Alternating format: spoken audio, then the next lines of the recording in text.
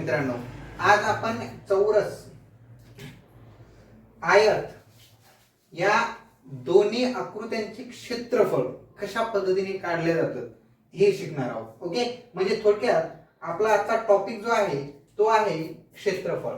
Okay, त्याला English मध्ये area असं म्हणतात. आता पहा, क्षेत्रफळ म्हणजे दुसरं तिसरं काही नसून की जी पृष्ठभाग जो असतो त्या पृष्ठभागावरील जी काही जागा त्या विशिष्ट आकृतीने व्यापलेली असते त्या आकृतीचं मोजमाप करणं म्हणजेच त्या आकृतीचं ते क्षेत्रफळ काढणं. ओके, मग क्षेत्रफळ काढण्यासाठी आपल्याला त्यांचे जे प्रमाणित एकक आहेत त्याच्याविषयी आणि काही आकृत्याविषयी माहिती असणं खूप गरजेचं आहे. ओके, आज आपण इयत्ता 5वी मधील तुमच्या आयत आणि चौरस या दोन आकृत्यांचं क्षेत्रफळ काढणार आहोत. ओके, मग आयत आणि चौरस ह्या दोन आकृत्या कशा पद्धतीने आपापले गुणधर्म दर्शवितात किंवा या दोन आकृत्या आपल्याला त्यांच्या गुणधर्मानुसार आपल्याला काय काय माहिती त्याची घ्यावी लागेल की जेणेकरून आपण क्षेत्रफळ एक साध्या व सुरळीत पद्धतीने काढू शकू. ओके, आता पृष्ठभाग, सर्वप्रथम क्षेत्रफळाची व्याख्या शिकून घेऊया अगोदर आपण. क्षेत्रफळ काय म्हणतं, क्षेत्रफळ काय असतं तेव्हा एखाद्या आकृतीने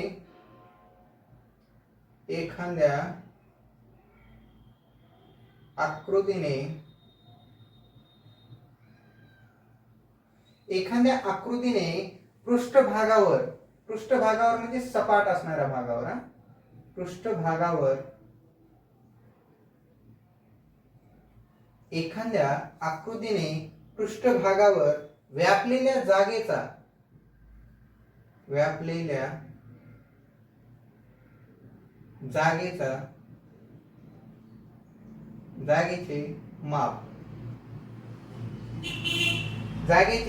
माप म्हणजे त्या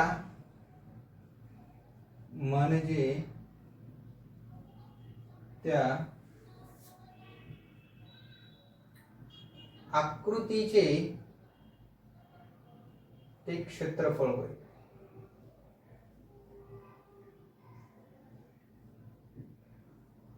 काय म्हणतात क्षेत्रफळ म्हणजे की एखादी अशी पृष्ठ जागा अशी जी रिकामी असते की ज्यांना आपण पृष्ठभाग म्हणू. जसं की या ठिकाणी पहा, हा बोर्ड एक पृष्ठभाग आहे. ओके, आणि ही एक आयताकृती आहे. ओके, या आयताकृतीमध्ये या समोरासमोरील बाजू कशा आहेत, सारख्या आहेत. ओके, मग या सारख्या बाजूंनी जी ही मधली भरीव जी जागा जी व्यापलेली आहे ह्या पूर्ण जागेचं जे मोजमाप केलं जातं ना त्याला आपण क्षेत्रफळ असे म्हणतो. काय म्हणतो त्यांना, क्षेत्रफळ. ओके, मग आता क्षेत्रफळ हे आपण वेगवेगळ्या सूत्रानुसार काढू शकतो.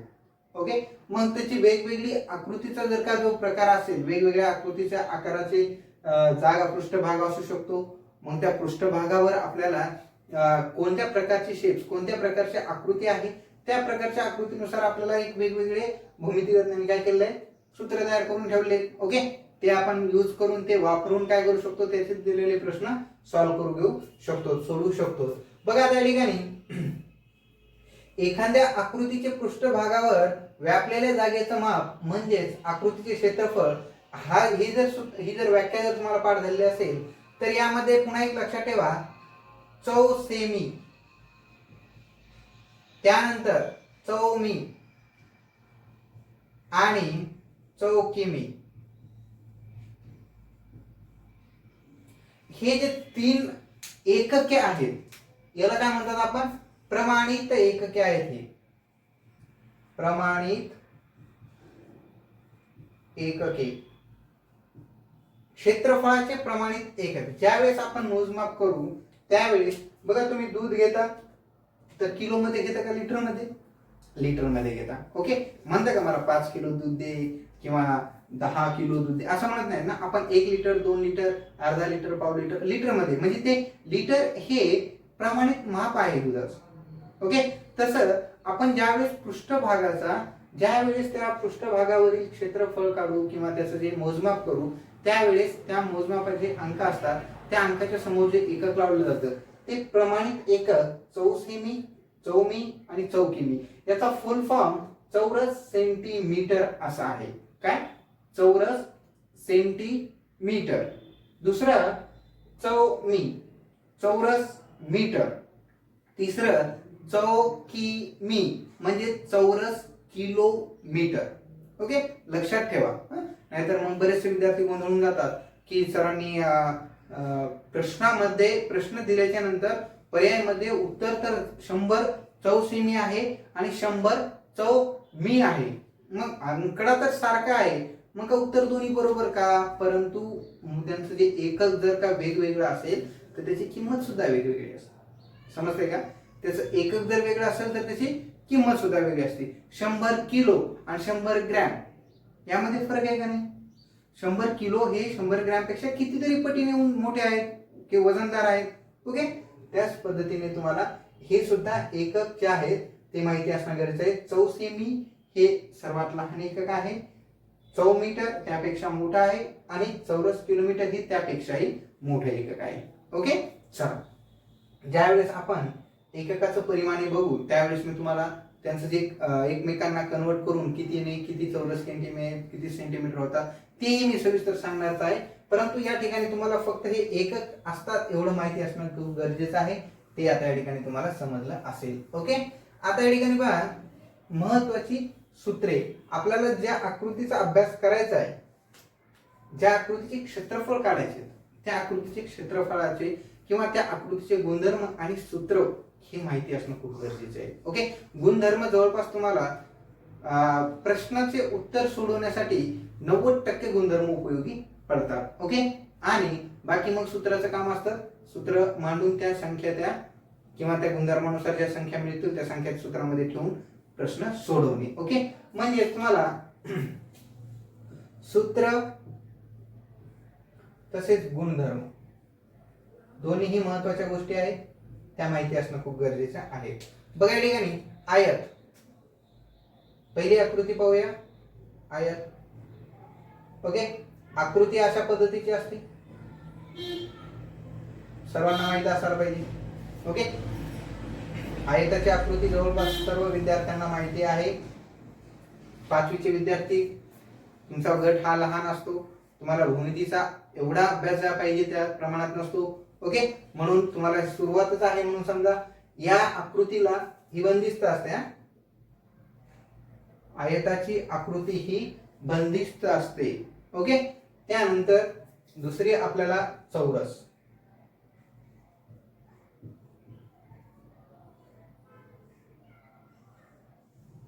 ज्याच्या चारही बाजू गुणधर्म सांगतो आपल्याला त्याच्यानंतर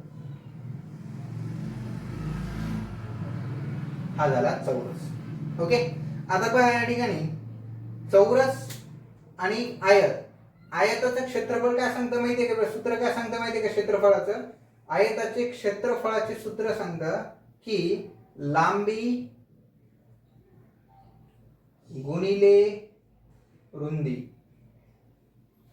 त्याची लांबी आणि रुंदी यांचा गुणाकार करायचा आहे. आणि चौरसाचं क्षेत्रफळ सांगतं बाजूचा वर्ग, बाजू वर्ग किंवा बाजू गुणिले बाजू. ओके, दोन्हीपैकी एक कोणतेही सारखंच आहे. जसं की बाजू गुणिले बाजू म्हणजे काय? 5 गुणिले 5 म्हणजे 5चा वर्ग आहे की नाही? दोन्हीचंही उत्तर सारखंच येतं. दोन्ही पद्धतीने तुम्हाला ज्या पद्धतीने सोडवायचं त्या पद्धतीने तुम्ही सोडू शकता. आता या ठिकाणी दोन्ही आकृत्याचे आपण सूत्र पाहिलेत, परंतु या सूत्रावरून कमी आणि या गुणधर्मावरून जास्त तुम्हाला नॉलेज या ठिकाणी मिळणार आहे. बघा, पहिला गुणधर्म सांगतो आयताचा की आयताच्या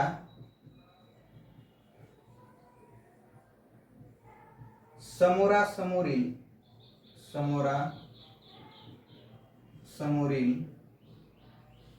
बाजू समान असतात.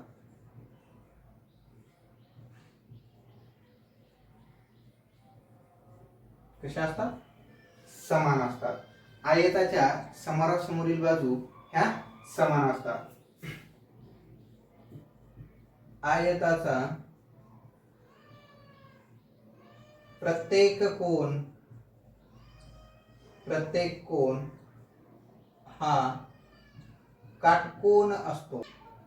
प्रत्येक कोन हा काटकोन असतो. त्यानंतर आयताला 4 शिरोबिंदू असतात, 4 बाजू असतात. ते मी आता या ठिकाणी तुम्हाला सांगत नाही, ते तुम्हाला आकृत्यामध्ये दिसत आहे. ओके. महत्वाचं जे काही गुणधर्म आहे ते काय आहे की आयताच्या समोरासमोरील बाजू समान असतात. म्हणजेच कोणकोणत्या, तर ह्या एक मिनिट एक लक्ष द्या. ही जी बाजू आहे ह्या बाजूच्या समोरची बाजू कोणती आहे, ही, म्हणजे ही बाजू समान असणार. ही जी बाजू आहे ह्या बाजूच्या समोरची बाजू कोणती आहे, ही, म्हणजे ह्या दोन बाजू समान असणार, तर ह्या दोन बाजू समान असणार. ओके. ही जर बाजू 10 असेल तर ही सुद्धा 10 सेंटीमीटर असणार. ही 5 सेमी असेल तर ही सुद्धा 5 सेमीच असणार, ह्या गुणधर्मावरून. ओके, समजतंय ना? आयताचा पहिला गुणधर्म समजतंय. क्षेत्रफळ काढायला खूप उपयोगी पडणार आहे, लक्षात ठेवा हा गुणधर्म तुम्हाला. आयताचे क्षेत्रफळ काढते वेळेस हा गुणधर्म खूप उपयोगी पडणार आहे. हे प्रत्येक कोन काटकोन असतात. ओके. त्यानंतर पहा चौरस. आता चौरसाचा पहिला गुणधर्म काय सांगतो की चौरसाच्या चारही बाजू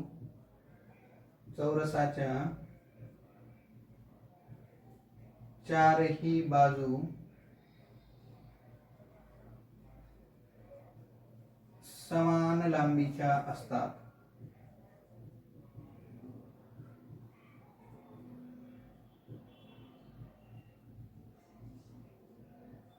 आता या ठिकाणी चौरसाच्या चारही बाजू समान लांबीच्या असतात.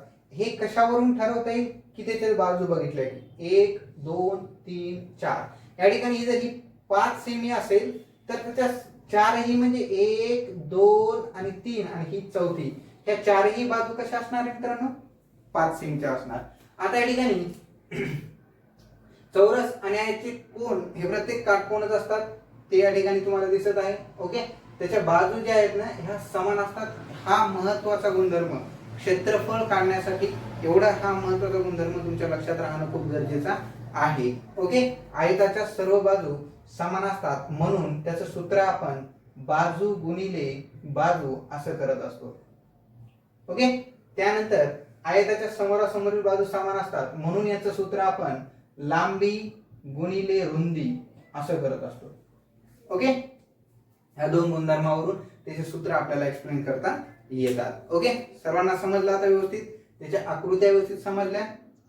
दोन्ही आकृत्या या ठिकाणी पहा, सूत्र त्यांचे आयताचं सूत्र लांबी गुणिले रुंदी, त्याची आकृती समोरासमोरील बाजू समान असतात. समोरासमोरील बाजू समान असतात, ह्या आकृतीमध्ये आपल्याला दाखवता येतात. त्यानंतर आयताचा प्रत्येक कोन हा काटकोन असतो. आयताचा प्रत्येक कोन हा काटकोन आहे. त्यानंतर चौरस ही आकृती या ठिकाणी दिलेली आहे. ओके. त्याचं सूत्र बाजूचा वर्ग किंवा बाजू गुणिले बाजू.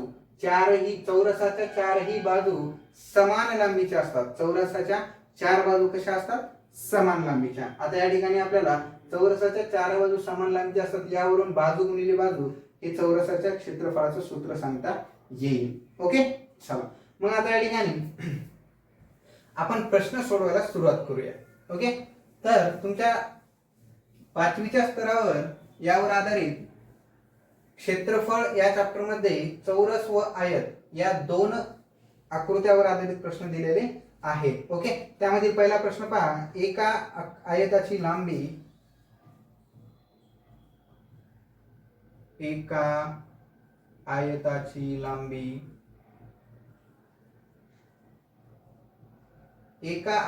लांबी 6 सेमी आहे. एका आयताची लांबी 6 सेमी आहे आणि त्याची परिमिती 16 सेमी आहे. आणि त्याची परिमिती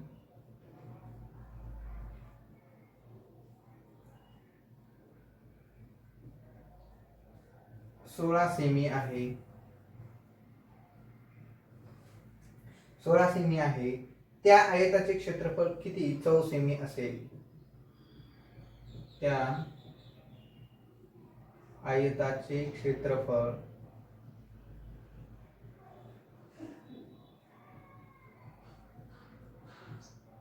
किती चौसेमी असेल?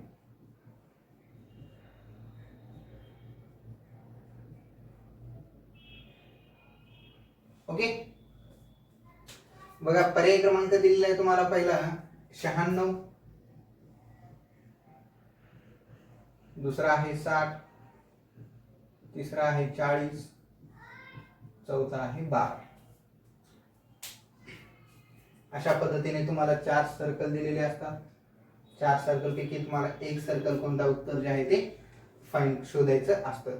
बघा आता प्रश्न व्यवस्थित समजून घ्यायचा अगोदर, काय गडबड करायची नाही. प्रश्न वाचायला बिलकुल गडबड करायची नाही. या ठिकाणी एका आयताची लांबी 6 सेमी आहे. किती सेमी दिलेला आहे मित्रांनो? 6 सेमी दिलेला आहे आणि त्याची परिमिती दिलेली आहे. आता परिमिती हा घटक आपण शिकलो. ओके, परिमिती म्हणजे काय असतं की त्या आकृतीच्या सर्व बाजूच्या लांबीची बेरीज म्हणजे परिमिती. ओके, किती दिलेली आहे मित्रांनो? ती 16 सेमी. लांबी किती दिलेली आहे? 6 सेमी. क्षेत्रफळ कोणाचं काढायचं आहे? आयताचं. ओके, क्षेत्रफळ. मग आपण काय करूया, दिलेल्या ज्या बाबी आहेत त्या अगोदर लिहून घेऊया. ओके, आयताची लांबी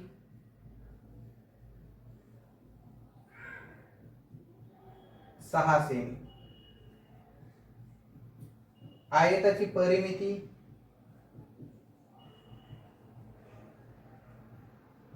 16 सेमी. ओके, आपल्याला काढायचं काय? आयताचे क्षेत्रफळ. आयताचे क्षेत्रफळ बरोबर लांबी गुणिले रुंदी, सूत्र. ओके, मग प्रश्नामध्ये सूत्रानुसार जर आपण विचार केला तर हा जो घटक आहे रुंदी, तो कुठे दिसत नाही. दिसतोय का? नाही. मग तो आपल्याला काय करावं लागेल? शोधावा लागेल. रुंदी आपल्याला शोधावी लागेल. कशासाठी? कारण की आपण या सूत्रानुसारच आयताचं क्षेत्रफळ काढू शकतो. ओके, समजतंय ना? म्हणून आपल्याला रुंदी ही या परिमितीवरून आणि या लांबीवरून आपल्याला काढता येते. मग आपल्याला परिमितीची व्याख्या माहिती पाहिजे. परिमिती ऍक्च्युली परिमितीचं सूत्र माहिती पाहिजे. ओके, पण कोणाच्या? आयताच्या. कारण की आपल्याला प्रश्न हा आयताचा विचारलेला आहे. ओके, परिमिती ही वेगवेगळ्या प्रकारच्या आकृतीची असू शकते आणि त्याचे वेगवेगळे सूत्र असतात. लक्षात ठेवा, परिमितीची एक सरळ व्याख्या आहे. परिमिती बरोबर सर्व बाजूंच्या लांबीची बेरीज म्हणजेच परिमिती होय. म्हणजे त्या आकृतीची ती परिमिती होय. परिमिती. ओके, आता या ठिकाणी आपल्याला आयत काय सांगतं बघा बरं. या ठिकाणी मी एक आयत काढतो, ड्रॉ करतो. लक्षात ठेवा, हा आयत आहे. ओके, त्याची एक लांबी दिलेली आहे. काय दिलेली आहे? लांबी किती दिलेली आहे? 6. ओके, त्यानंतर आपल्याला रुंदी माहिती आहे का? नाही, लांबीच आपल्या या ठिकाणी ठेवलेली आहे. मग आयताच्या गुणधर्मानुसार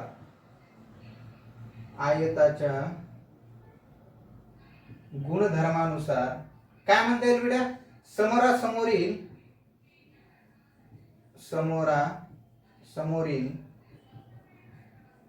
बाजू समान असतात. कशा असतात? समान. म्हणजे ही जर बाजू 6 असेल तर त्याच्या समोरची बाजू सुद्धा किती असणार आहे? 6 असणार आहे. ओके, ही जर x असेल तर ही सुद्धा xच असणार. ओके, माहिती नाही आपल्याला, परंतु ती सारखीच असणार. एवढं आपल्याला याच्या गुणधर्मावरून सांगता येतं. कशावरून? आयताच्या गुणधर्मावरून. मग या ठिकाणी 6 आणि 6 किती होतात बेटा? 12. एकूण परिमिती किती दिलेली आहे? 16. जर का 16 मधून जर का 12 वजा केले तर किती राहतील? 4 राहतील. म्हणजेच ही जी रुंदी आहे ह्या दोन यांची जी बेरीज येणार आहे ती किती येणार आहे? 4 येणार आहे. म्हणजेच 4 चे जर 2 भाग केले समान तर किती येणार आहे 2 2, म्हणजे रुंदी किती मिळालेली आपल्याला 2. रुंदी बरोबर किती आली 2. ते कशावरून काढलं आपण आयताच्या गुणधर्मावरून. 2 पद्धतीने तुम्हाला हे प्रश्न सॉल्व्ह करता येतं. मी सांगितल्यानुसार अशा पद्धतीने जर केलं तर तुम्हाला लवकरात लवकर उत्तर मिळेल.